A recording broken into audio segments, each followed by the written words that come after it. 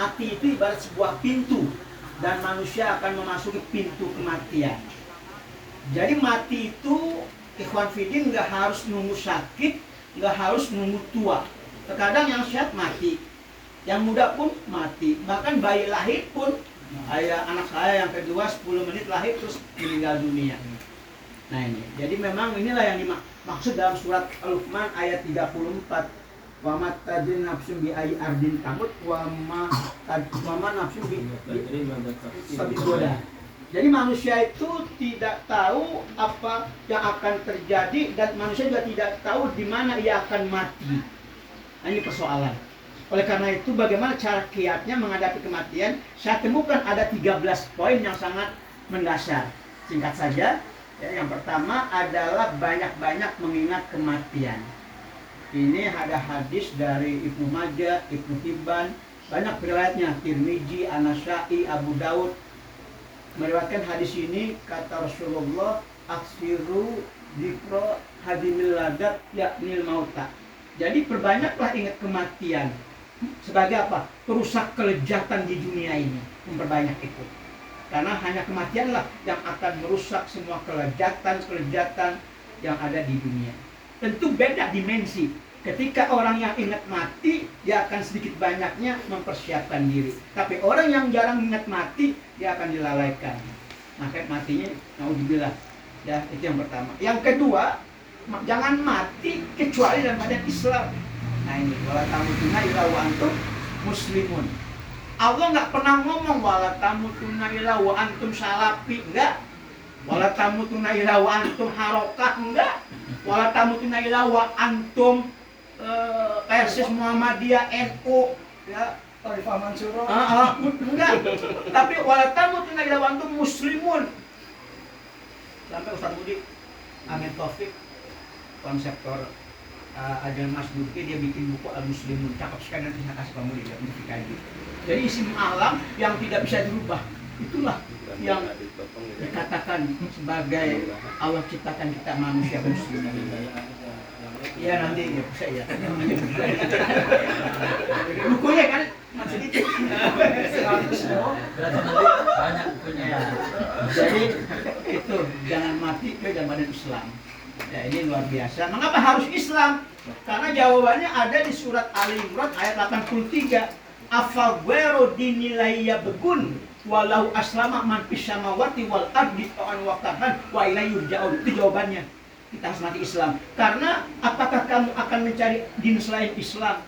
Pada semua makhluk yang ada di alam makrokosmos langit terbesar dan mikrokosmos bumi terkecil itu taslim, patuh, taat, tunduk Islam. Ya, secara sunatullah baik suka dan terpaksa, dan hanya kepada Allah akan semua dikembalikan. Nah, itu jawabannya. Yang kedua, yang ketiga, jangan murtad. Nah ini dalam surat Al-Baqarah ayat 217 ya, cukup panjang tapi ada tengah ayat di situ. Wa may yartadid minkum an dinihi fayamut wa huwa kafir faulaika habitat a'maluhum fid dunya wal akhirah faulaika ashabun nar hum fiha khalidun. Barang siapa yang murtad dari Islam, kata Allah, kemudian dia mati dalam kondisi kafir, lenyap semua amal kebaikannya di dunia dan di akhirat, dan nanti pada hari kiamat dia akan masuk api neraka kekal di dalamnya. Itu poin yang ketiga. Ya.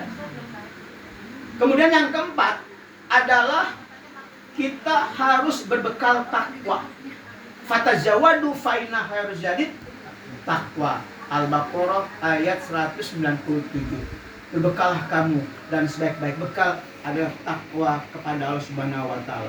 Mengapa harus takwa? Jawabannya ada di Al-Hujurat ayat 13. Ya ayuhan nas inna khalaqnakum min dzakari wa unsa wa ja'alna syuba wa qabaila ta'arafu inna akramakum indal atqakum. Hanya orang bertakwalah yang paling mulia di hadapan Allah.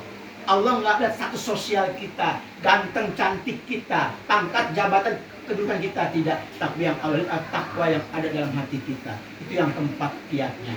Kemudian yang kelima adalah yaitu jadilah orang-orang berinfak dan jadilah orang-orang yang soleh. Inilah dua statement yang akan diungkap oleh orang-orang yang menyesal dari kiamat. Surat Al-Munafikun ayat yang ke-10 nggak salah. Wa anfiqu mimma razaqnakum min qabli ayatiya ahadakumul maut ayaqula rabbi laula akhartani ila ajalin qarib fa asaddaqa wa kum minas sholihin. Ya Allah, maka Allah, infakkanlah sebagian harta yang kami berikan kepada kamu, hai hamba-hambaku, sebelum datang kematian dari salah seorang di antara kamu. Maka dia protes kepada Allah, fayaqula rabbi laula akhartani ila ajalin qarib fa asaddaqa wa akum minas sholihin. Ya Allah, coba cancel dulu kematian barang sejenak, atau kembalikan aku ke alam dunia agar aku bisa bersedekah dan menjadi orang yang soleh. Tapi ini sudah terlambat karena alam sudah alam akhir. Itu yang berapa tadi? 5. Ya. Yang keenam adalah yaitu yang keenam menghadap Allah dengan qalbun salim. Nah, ini surat 26 ayat 88-89. Yauma la yanfa'u malu wala banun illa man atawa biqalbin salim. Pada hari kiamat nanti, harta yang banyak, anak-anak yang jenius, yang pinter, yang menyenangkan itu nggak berguna di hadapan Allah kecuali bagi mereka-mereka hambaku yang menghadap aku dengan hati yang bersih. Hati ada 3, qalbun salim, hati orang beriman. Qalbun mayit, hati orang yang kafir, yang indikasinya adalah alladzina kafaru sawun alaihim a'andar tahum amlam tundirhum la yu'minun. Dikasih nasihat atau tidak sama saja buat mereka. Yang ketiga, qalbun marid, hati yang sakit, yaitu hatinya orang-orang munafik yang kerjanya iri, dengki, dan sentimen. Ya, nah ini adalah yang ke-6. Yang ke-7 adalah, nah ini, jangan terjebak penyakit al-wahan, terjangkit al-wahan, hubud dunya wa karahiyatul maut. Harusnya ini filosofi untuk orang kafir. Kalau kita harus beda, iskariman au mutsyahidan, hidup mulia atau mati syahid.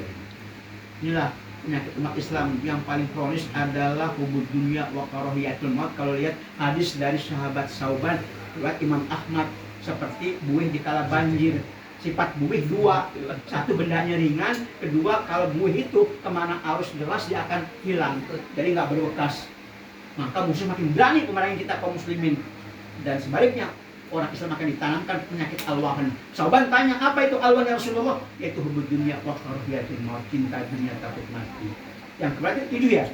Yang ke-8 adalah yaitu, nah ini, jangan berbuat syirik, dosa unlimited tanpa batas. Dalam surat An-Nisa 48 Allah katakan, innallaha la yaghfiru ayyushraka bihi wa yaghfiru duna dzalika liman yasha. Wa may yusyrik billahi faqad iftara isman azima.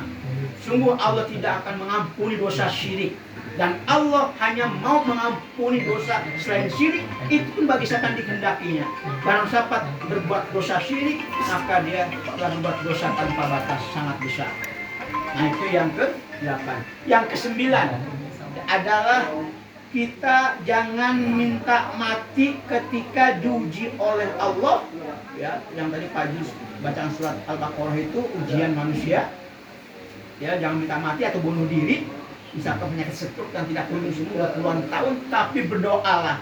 Doanya kalau nggak salah kamu dia, Allahumma ahyini makanatil hayatu khairoli wa tawaffani idza makanatil wafatu khairoli. Ya Allah, hidupkanlah aku kalau hidup itu masih baik untukku, dan wafatkan aku toh kalau wafat itu baik untukku. Jadi hidup dan matinya kita serahkan kepada Allah Subhanahu wa taala.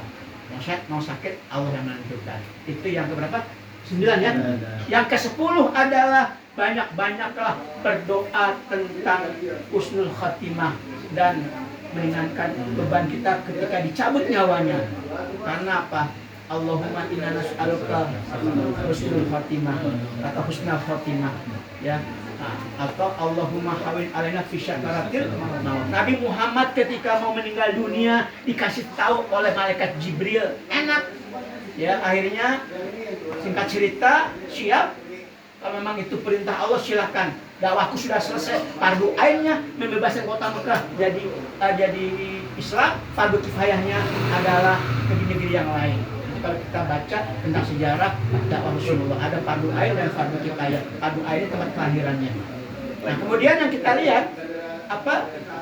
Yang berikutnya adalah kemudian Rasulullah minta bejana, ya, kepada Fatimah anaknya, kemudian air itu Rasul diambil dengan kedua tangannya dan isapan ke wajahnya sambil baca Allahumma inna nas'aluka husnul khatimah Allahumma qul ana bisyakaratul